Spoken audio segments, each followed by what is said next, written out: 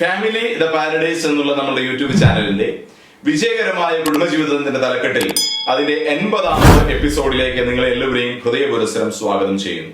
ഇതിനു മുമ്പ് ഞാൻ ചെയ്തിട്ടുള്ള ഒരു ടോപ്പിക്കിന്റെ തന്നെ കണ്ടിന്യൂവേഷൻ ആയിട്ടാണ് ഞാൻ നിങ്ങളുടെ അടുക്കിലേക്ക് ഇന്ന് അടുത്ത് വന്നിരിക്കുന്നത്. മറ്റൊന്നുമല്ല, താലി കെട്ടുന്നതിന്റെ അർത്ഥം എന്താണെന്നും താലിയിൽ എത്ര മുത്തുണ്ടായിരിക്കണമെന്നും അതുപോലെ തന്നെ താലി കെട്ടുന്ന അവസരത്തില് നമ്മൾ ഓർത്തിരിക്കേണ്ട ആൺകെട്ട് എന്താണ്, പെൺകെട്ട് എന്താണ് എന്നൊക്കെയുള്ളതിനെ സംബന്ധിച്ച് വീഡിയോസ് ഇതിനു മുമ്പ് ഞാൻ ചെയ്തിട്ടുണ്ട്. ആ വീഡിയോസ് പലരും കാണുകയും പ്രത്യേകിച്ച് അതിന് കമന്റുകളൊക്കെ എഴുതുകയും ചെയ്തു. അതിൽ ചില ആളുകൾ ചില സംശയങ്ങൾ അന്നേരം തന്നെ ചോദിച്ചിരുന്നു. എന്നാൽ ആ സമയത്ത് എനിക്കത് ചെയ്യുവാനായിട്ട് സാധിച്ചില്ല. ഇപ്പോൾ അതിന്റെ ഒരു കണ്ടിന്യൂവേഷൻ എന്ന നിലയിൽ അതിനെ സംബന്ധിച്ച് ഒരു വീഡിയോ ഇടുവാനായിട്ട് ഞാൻ ആഗ്രഹിക്കുകയാണ് ചെയ്തത്. ഇന്ന് നമ്മുടെ ടോപ്പിക്കിലേക്ക് വളരെ ഡയറക്റ്റ് ആയിട്ട് തന്നെ പ്രവേശിക്കാം. താലി കെട്ടുന്ന നൂല് എന്ത് ചെയ്യണം, താലി കെട്ടിക്കഴിഞ്ഞാൽ ആ നൂല് എന്താണ് ചെയ്യേണ്ടത്, അതുപോലെ തന്നെ താലി കെട്ടുന്ന നൂല് എപ്രകാരമാണ് നമ്മൾ ഉണ്ടാക്കേണ്ടത്, താലി കെട്ടുന്ന നൂല് എത്ര നൂലുകൾ കൂട്ടിച്ചേർത്താണ് താലി ചരട് ഉണ്ടാക്കേണ്ടത്, അതിനെന്തെങ്കിലും പ്രാധാന്യം ഉണ്ടോ, ഉണ്ടെങ്കിൽ അതെന്താണ്, ഇങ്ങനെയൊക്കെയുള്ള കാര്യങ്ങളാണ് നമ്മൾ ഇന്ന് ഈ വീഡിയോയിൽ, ഷോർട്ട് വീഡിയോയിൽ ഒരുമിച്ച് ചിന്തിക്കുവാനായിട്ട് ആഗ്രഹിക്കുന്നത്. അപ്പോൾ ആദ്യമായിട്ട് തന്നെ ഒന്നാമത്തെ പോയിന്റിലേക്ക് നമുക്ക് കടക്കാം. താലി കെട്ടുന്ന നൂല് ആ താലിമാലയിൽ നിന്ന് വേർപെടുത്തിയതിനു ശേഷം നാം എന്താണ് ചെയ്യേണ്ടത്? അതിന് 2 ഉത്തരങ്ങൾ വളരെ പെട്ടെന്ന് എനിക്ക് നിങ്ങളോട് പറയാനായിട്ട് സാധിക്കും. ഒരുപക്ഷെ നിങ്ങളുടെ മനസ്സിലുള്ള ചിന്തകൾ തന്നെ ആയിരിക്കാം. ഇതിനെക്കുറിച്ച് ഒരു വീഡിയോ ചെയ്യണമെന്ന് ഞാൻ വിചാരിച്ചില്ല, പക്ഷെ ഇങ്ങനെ ചില ചോദ്യങ്ങൾ വന്നതുകൊണ്ട് അതിന് ഉത്തരമായിട്ട് ഈ വീഡിയോ ചെയ്യാമെന്ന് ഞാൻ ആഗ്രഹിക്കുകയാണ് ചെയ്തത്. That can be used as a memorable one after cutting it from the thali എന്ന് വേണമെങ്കിൽ നമുക്ക് അതിനെ നിർവചിക്കുവാനായിട്ട്, ചിന്തിക്കുവാനായിട്ട് സാധിക്കും. അതായത് താലിമാലയിൽ നിന്ന് താലിയിൽ നിന്ന് ആ താലി ചരട് വേർപെടുത്തിയതിനു ശേഷം ചില ആളുകൾ ആ താലി ചരട് തങ്ങൾ ആദ്യമായിട്ട് വിവാഹം ചെയ്ത അവസരത്തിൽ തന്റെ നവവധുവിന് കെട്ടിക്കൊടുത്ത ആ ചരട് ഒരു മെമ്മറബിൾ വണ്ണായിട്ട് അവർ ചില ഷെൽഫിലോ അല്ലെങ്കിൽ ഷോ കേസുകളിലോ ഒക്കെ വളരെ ഭവ്യതയോടുകൂടി സൂക്ഷിക്കുന്നത് കാണാറുണ്ട്. ചില ആളുകൾ അപ്രകാരം ചെയ്യാറുണ്ട്. അപ്പൊ കാരണം അവര് ആദ്യം താലി കെട്ടിയ ആ താലി ചരട് അവരുടെ ഒരു ഓർമ്മ തന്നെയാണ്. അപ്പം ചില ആളുകളെ സംബന്ധിച്ചിടത്തോളം അതിന് പറ്റിയ ഡിവൈൻ ആയിട്ടുള്ള ഒരു എലമെന്റ് ഒന്നും ഇല്ലെങ്കിലും അതൊരു ഓർമ്മയുടെ അവരുടെ ആ ധന്യമുഹൂർത്തത്തിന്റെ ഒരു ഓർമ്മയായിട്ട് അവരത് ചെയ്യാറുണ്ട്. ഇപ്പൊ ഒരു ഉദാഹരണം പറഞ്ഞു കഴിഞ്ഞാൽ, ചില ആളുകളൊക്കെ ചില സ്ഥലങ്ങളൊക്കെ സന്ദർശിക്കാനായിട്ട് പോകുമ്പോൾ, ചില ഹോളി പ്ലേസസ് ഒക്കെ നമ്മൾ സന്ദർശിക്കുമ്പോൾ, അല്ലെങ്കിൽ വിദേശ നാടുകളിലേക്കൊക്കെ നമ്മൾ യാത്ര ചെയ്യുമ്പോൾ അവിടെയുള്ള എന്തെങ്കിലുമൊക്കെ സാധനങ്ങൾ കൗതുകം തോന്നുന്നതൊക്കെ നമ്മൾ എടുത്തുകൊണ്ട് വരും. ചിലപ്പോൾ ഒരു ചെറിയ കല്ലാണെങ്കിൽ കൂടെ നമ്മളത് എടുത്തുകൊണ്ട് വന്ന് നമ്മുടെ ഷോ കേസിൽ ഇങ്ങനെ സൂക്ഷിച്ചു വെക്കും. ഇന്ന രാജ്യത്തെ കല്ലാണ്, ഇന്ന സ്ഥലത്തെയാണ്, അല്ലെങ്കിൽ വിശുദ്ധ നാട്ടിലെയാണ് എന്നൊക്കെ പറഞ്ഞുകൊണ്ട് നമ്മൾ സൂക്ഷിച്ച് വെക്കാറുണ്ട്.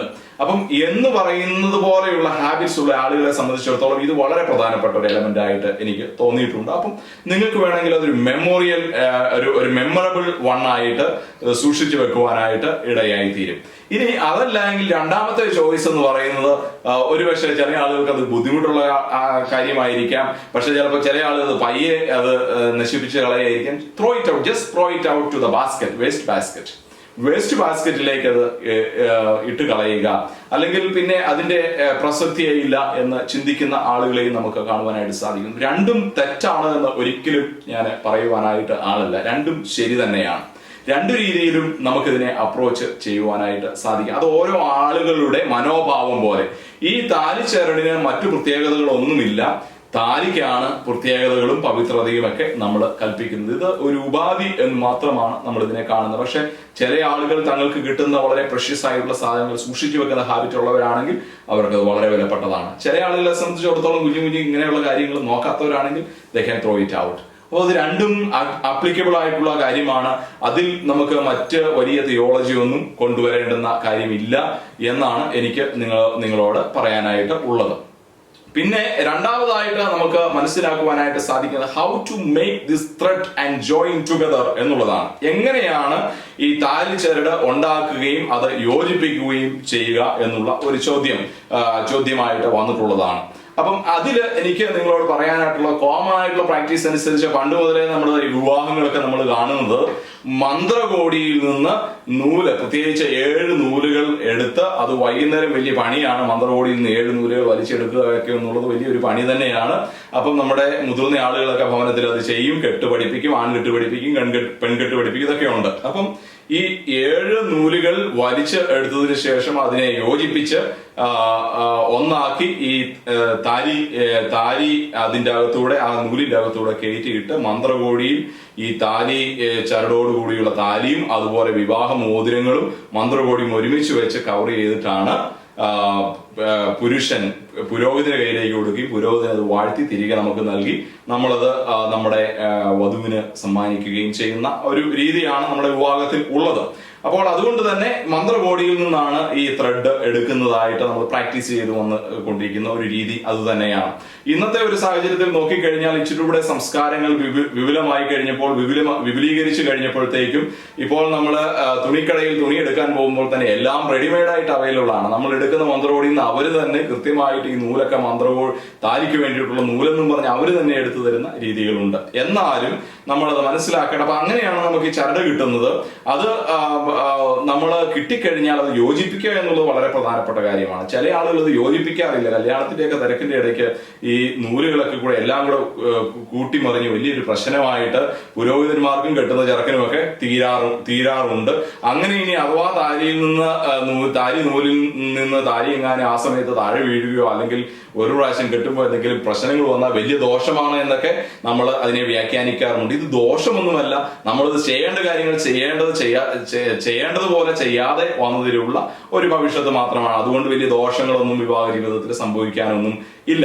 പക്ഷേ നമ്മളത് ഏറ്റവും ഭംഗിയായിട്ട് ചെയ്യുന്നതിന്റെ ഭാഗമായിട്ട് അതിനെ യോജിപ്പിക്കുക എന്നുള്ളത് വളരെ പ്രധാനപ്പെട്ട കാര്യമാണ്. പണ്ട് കാലഘട്ടങ്ങളിലൊക്കെ നമ്മൾ ചെയ്തു വരാറുള്ളത്, നമ്മളെ വീട്ടിലെ സ്വതസിദ്ധമായ നമ്മൾ കഴിക്കുന്ന ചോറ് എടുത്തതിന് ശേഷം ഇങ്ങനെ ഒന്ന് അതിനെ ഞെക്കിയതിന് ശേഷം താലിച്ചരടിന്റെ നൂലിലൂടെ ഇങ്ങനെ ഒന്ന് വിരലോടിക്കും. 2 പ്രാവശ്യം ഇങ്ങനെ വിരലോടിച്ച താലിച്ചരടുകൾ ഒന്നായി കഴിയും. ഇന്ന് വളരെ കോംപ്ലിക്കേഷൻസിന്റെ തലങ്ങളിലേക്ക് ആൾക്കാർ പോകാറുണ്ട്.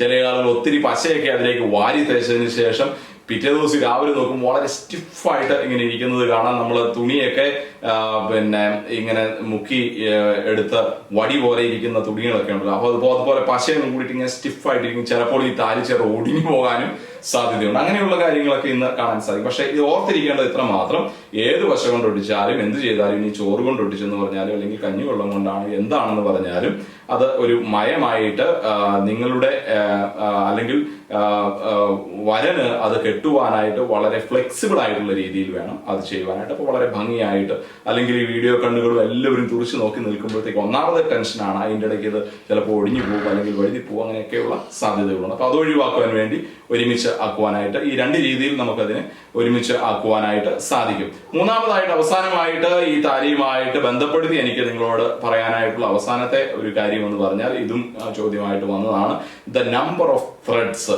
എന്നുള്ളത് വളരെ പ്രധാനപ്പെട്ട. എത്ര നൂലുകളാണ് നമ്മൾ മന്ത്രകോടിയിൽ നിന്ന് എടുക്കുന്നത്? നമ്മൾ പണ്ട് മുതലേ ചെയ്തു വരുന്നതും കേട്ടുപഠിച്ചേക്കുന്നതൊക്കെ 7 എന്നുള്ളതാണ്. ചില ആളുകൾ 9 എടുക്കാറുണ്ട്.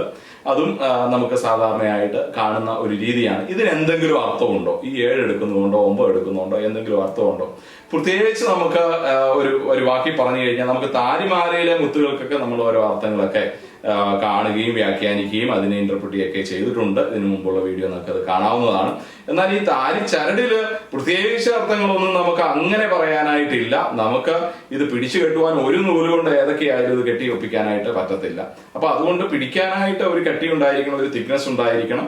അതൊക്കെയാണ് അതിന്റെ അകത്തെ ഫാക്ടർ എന്ന് പറയുന്നത്. പിന്നെ വേണമെങ്കിൽ നമുക്കൊരു തിയോളജിക്കൽ ഇന്റർപ്രിട്ടേഷൻ കൊടുക്കാനായിട്ട് 7 എന്ന് പറയുന്ന ഒരു പെർഫെക്ഷനാണ്, പൂർണ്ണതയെ കുറിക്കുന്നതാണ്. അതുപോലെ തന്നെ 7 എന്ന് പറയുന്നത് എല്ലാവരുടെയും ഒരു യോജിച്ചുള്ള ഒരു ഭാവമാണ്. അതായത് ചെറുക്കന്, പെണ്ണ്, അതുപോലെ തന്നെ രണ്ടുപേരുടെയും ഭാഗത്തു നിന്നുള്ള പേരൻസ്, മാതാപിതാക്കന്മാർ. അപ്പൊ 4 2 6 അതിന്റെ കൂടെ അദൃശ്യനായതയോ, അങ്ങനെ 7 എന്ന് നമുക്ക് വേണമെങ്കിൽ അതിനെ വ്യാഖ്യാനിക്കാനായിട്ട് സാധിക്കും. ഇനി 9 ആണെങ്കിൽ പരിശുദ്ധാത്മാവിന്റെ 9 ഫലങ്ങൾ എന്ന് വ്യാഖ്യാനിക്കാനായിട്ട് സാധിക്കും. അപ്പം അങ്ങനെയൊക്കെയുള്ള അർത്ഥതലങ്ങൾ വേണേൽ കണ്ടെത്തുവാനായിട്ട് സാധിക്കും. എന്നിരുന്നാലും പ്രത്യേകിച്ച് ഇത്ര നമ്പർ എന്നൊന്നും അതിന് പറയാനില്ല. അല്ലെങ്കിൽ ഇന്ന നൂലായിരിക്കണം, ഒരു വൈറ്റ് നൂല് മസ്റ്റ് ആയിട്ട് അതിൻ്റെ അകത്ത് ഉണ്ടായിരിക്കണം. അത് ദൈവത്തെ കുറിക്കുന്നതാണ്. എന്നൊന്നും നമ്മൾ ചിന്തിക്കേണ്ട കാര്യമില്ല. അങ്ങനെയൊക്കെ ചിന്തിക്കുന്നുവെങ്കിൽ നല്ലതാണ്. കാരണം ആ രീതിയിലെങ്കിലും നമ്മൾ അതിനെയൊക്കെ ഓർക്കാനും നമുക്ക് ഉൾക്കൊള്ളുവാനായിട്ട് നമ്മുടെ ജീവിതത്തിലേക്ക് അതിനെ ഏറ്റെടുക്കാനായിട്ടും ഒക്കെ കഴിയുന്ന ഒരു കാര്യമാണ്. ദൈവത്തെയും ഈ ഒരു ബന്ധങ്ങളെയൊക്കെ ഓർത്തെടുക്കാനായിട്ടൊക്കെ ഉള്ളത്. അല്ലാതെ ആചാരങ്ങളായിട്ടോ അനാചാരങ്ങളായിട്ടോ ദുഷിച്ച ആചാരങ്ങളായിട്ടോ ഒന്നും അതിനെ ആരും മുദ്ര കുത്തുകയും വേണ്ട. അപ്പൊ രണ്ടും എക്സ്ട്രീമാണ് എന്നുള്ളതാണ്. അപ്പം ഇതൊക്കെ ചെയ്യുമ്പോൾ ഇതിലൊക്കെ ചില അർത്ഥങ്ങൾ നമ്മൾ കണ്ടെത്തുമ്പോൾ അതൊക്കെ കുടുംബജീവിതത്തിന് ഒരു അനുഗ്രഹമായി തീർന്നാൽ തീർച്ചയായിട്ടും നന്മ തന്നെയാണ്. അതുകൊണ്ട് കൃത്യമായിട്ടൊരു എണ്ണമൊന്നും അതിനില്ല. സാധാരണ 7-9 ഒക്കെയാണ് നമ്മൾ കണ്ടുവരുന്നത് എന്നാണ് എനിക്കതുമായിട്ട് ബന്ധപ്പെടുത്തി പറയാനായിട്ടുള്ളത്. ഞാൻ ഈ വാക്കുകളെ ഇവിടെ അവസാനിപ്പിക്കുകയാണ്. നിങ്ങൾക്ക് ഇതുമായിട്ട് ബന്ധപ്പെട്ടോ അല്ലെങ്കിൽ വേറെ ഏതെങ്കിലും ടോപ്പിക്കുമായിട്ട് കുടുംബജീവിതവുമായിട്ട് ബന്ധപ്പെട്ട ഏതെങ്കിലും വീഡിയോസ് ഞാൻ ചെയ്യണമെന്ന് നിങ്ങൾ ആഗ്രഹിക്കുന്നുവെങ്കിൽ ദയവായിട്ട് ഈ വീഡിയോയുടെ അടിയിൽ കമന്റ് ചെയ്യുക, അല്ലെങ്കിൽ എൻ്റെ വാട്സപ്പ് നമ്പറിലോ എൻ്റെ ഫോണിലോ വിളിച്ചു പറയുകയോ ചെയ്യുക. തീർച്ചയായിട്ടും അത് ചെയ്യുവാനായിട്ട് വളരെ സന്തോഷമുണ്ട്. കാണുകയും കമന്റ് ഇടുകയും ചോദ്യങ്ങൾ ചോദിക്കുകയും ചെയ്യുന്ന എല്ലാവരോടും പ്രത്യേകിച്ച് ഒരിക്കൽ കൂടി നന്ദി പറയുന്നു. ദൈവം എല്ലാ കുടുംബങ്ങളെയും അനുഗ്രഹിക്കുമാറാകട്ടെ.